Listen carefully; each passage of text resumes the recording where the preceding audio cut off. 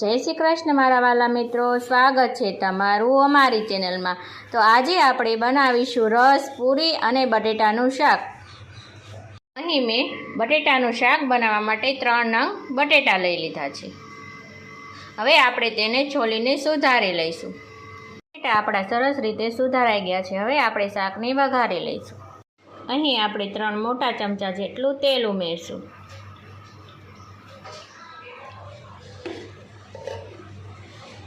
તેલ આપણું સરસ રીતે ગરમ થઈ ગયું છે। હવે આપણે તેમાં અડધી ચમચી જેટલી રાઈ ઉમેરી દઈશું।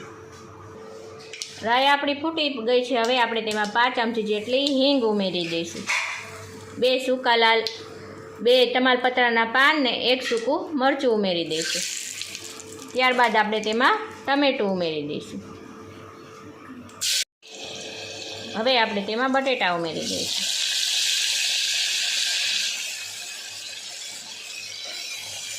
હવે આપણે તેમાં મસાલા કરી લઈશું। 5 ચમચી હળદર, 1 ચમચી ધાણા જીરું પાવડર, 1/2 ચમચી મરચું,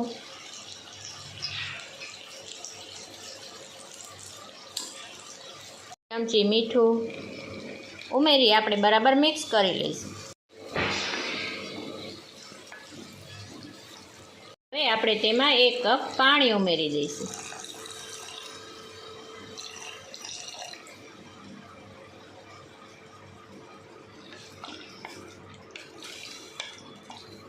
હવે આપણે 3 વિસલ લગાવી લઈશું।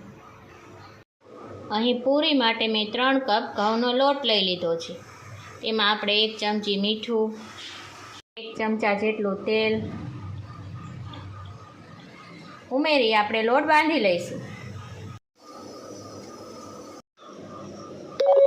આપણો લોટ સરસ રીતે બંધાઈ ગયો છે। હવે આપણે તેમાં 1 ચમચી જેટલું તેલ ઉમેરી દઈશું।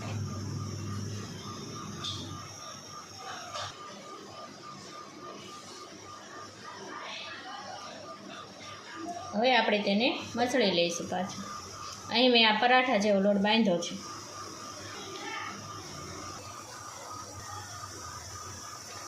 હવે આપણે તેને 15 મિનિટ રેસ્ટ આપી પૂરી વણી લઈશું। કેરીનો રસ બનાવવા માટે મેં અહીં 4 નંગ કેરી લઈ લીધી છે। હવે આપણે કેરીને છોલીને સુધારી લઈશું।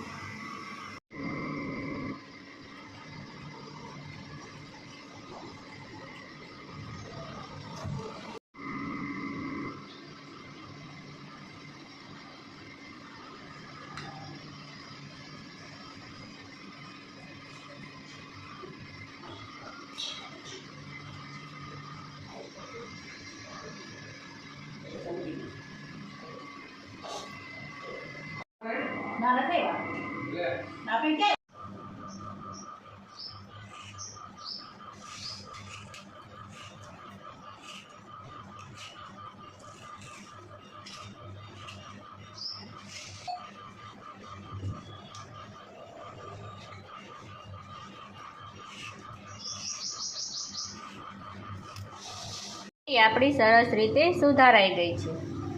હવે આપણે તેને મિક્સર જારમાં એડ કરી દઈશું।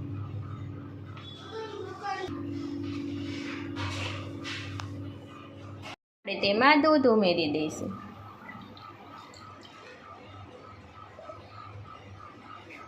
ત્યારબાદ આપણે તેમાં ખાંડ ઉમેરી દઈશું। 3 ચમચી જેટલી ખાંડ છે।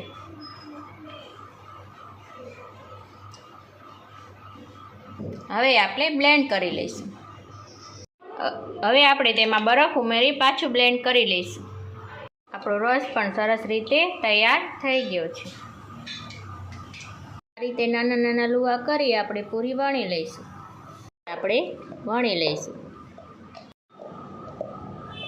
હવે આપણી બધી પૂરી આ રીતે સરસ વણાઈ ગઈ છે। હવે આપણે તેને તળી લઈશું।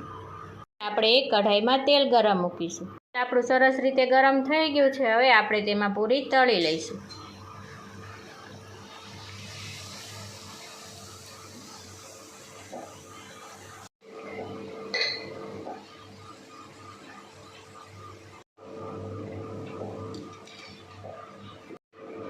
બધી પૂરી આ રીતે સરસ તળાઈ ગઈ છે।